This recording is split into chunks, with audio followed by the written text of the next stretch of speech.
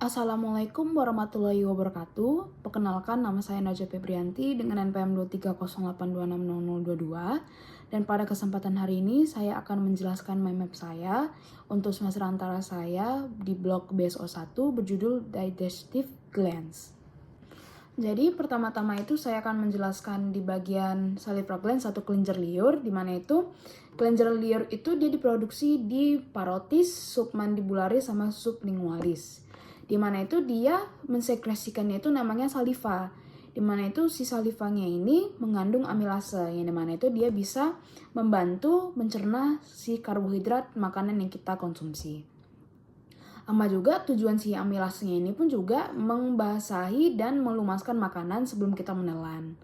Sama juga dia ini juga bisa membantu pembentukan bolus. Nah, kalau untuk kedua itu dia ada si gastric glands atau kelenjar gaster, di mana itu dia terletaknya itu di mukosa lambung.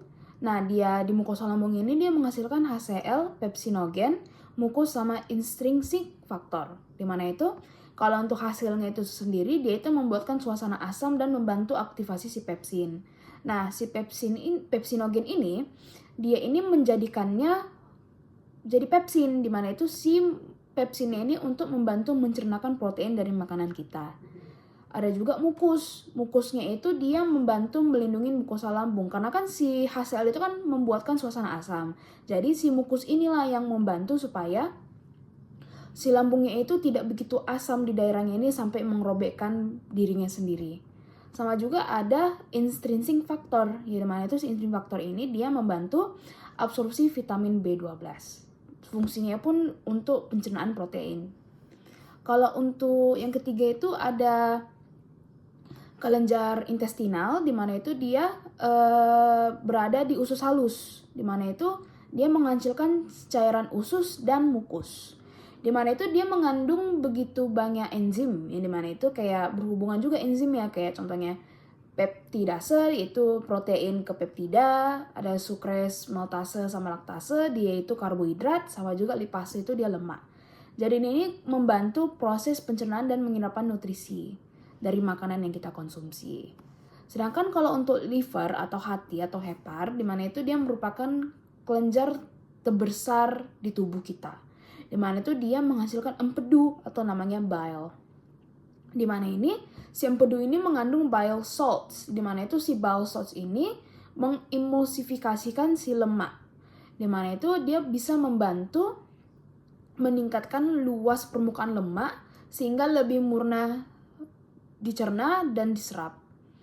Nah, empedunya itu disimpan dan dikonsentrasikannya itu di gallbladder atau di kantong empedu. Nah, kalau untuk yang terakhir itu adalah pankreas. Di mana itu pankreas itu merupakan kelenjar aksesoris pencernaan. Di mana itu dia bagian eksokrinnya itu menghasilkan pancreatic juice. Di mana itu dia menghasilkannya amilase, lipase, tripsin, kimotripsin sama bikarbonat, di mana itu HCO3-min. Di mana itu si amilase itu mengapakan si karbohidrat, lipase ngapain lemak, tripsin sama kimotripsin itu ngapain protein, sama bikarbonatnya ini menetralkannya si asam lambung. Jadi semua ini bakalan dialirkan ke duodenum untuk diserap. Mungkin itu saja yang bisa saya sampaikan pada kesempatan hari ini. Berikut adalah referensi yang saya gunakan untuk membuatkan mind map saya. Apabila ada perkataan atau pengomongan yang tidak pantas atau yang salah, saya mohon maaf. Wassalamualaikum warahmatullahi wabarakatuh.